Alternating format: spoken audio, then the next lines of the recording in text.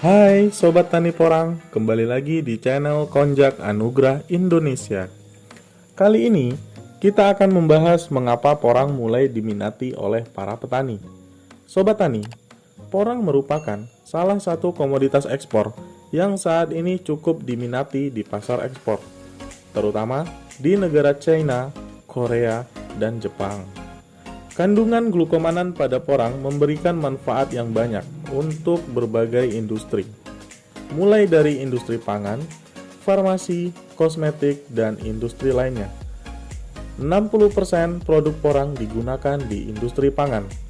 Karena negara Jepang, China, dan Korea sudah menggunakan produk olahan porang untuk makanan pokok. Sobat Tani, budidaya porang ternyata tidak sesulit seperti budidaya tanaman lainnya. Ada banyak kemudahan dalam budidaya tanaman porang. Nah, jika kamu punya lahan kecil di sekitar rumah yang menganggur, bisa dijadikan lahan untuk menanam porang dengan jarak tanam 20 x 20 cm. Kita sudah bisa menanam porang dari bibit kata atau umbi mini untuk 1-2 musim.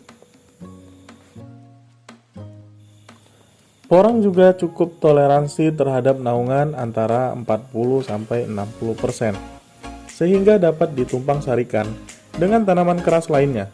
Ini sangat bagus, terutama untuk daerah yang memiliki NDPL rendah, khususnya Riau, yang mayoritas perkebunannya adalah kelapa sawit.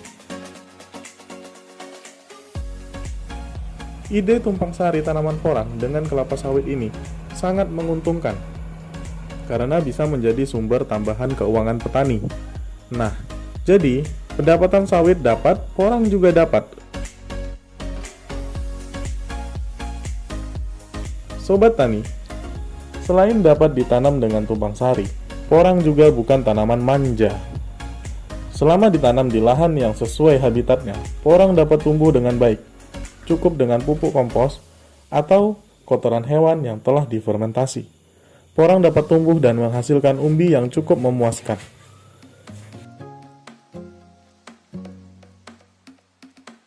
Mengingat porang dulunya merupakan tanaman liar yang tumbuh di hutan-hutan, sehingga dalam segi perawatan, porang cukup mudah. Porang sebenarnya bukan tanaman baru.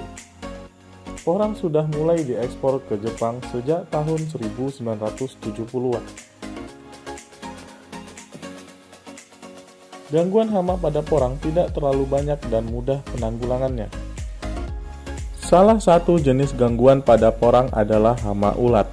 Biasanya, hama ulat menyerang daun muda. Namun, saat daun sudah tua, hama ulat tidak akan kembali menyerang. Jadi, jika ditanam di sekitar rumah yang memelihara hewan ternak, tidak perlu khawatir. Getah dari daun yang bersifat gatal tidak disukai kambing. Selain itu, sobat, umbi hasil panen porang dapat bertahan lama jika penyimpanannya benar. Tidak sama seperti umbi-umbian lain, seperti singkong yang cepat berjamur atau busuk jika sudah dipanen. Porang dapat bertahan lama jika cara penyimpanannya benar dan tempat yang sesuai. Nah, cukup banyak kemudahan dalam menanam porang. Untuk Pulau Sumatera, khususnya daerah Riau, saat ini sudah berdiri pabrik porang pertama yang beralamat di Jalan Imam Munandar di Kabupaten Siak. Jadi, bagi yang sudah mulai menanam, semangat ya guys. Salam sukses, semangat tani porang.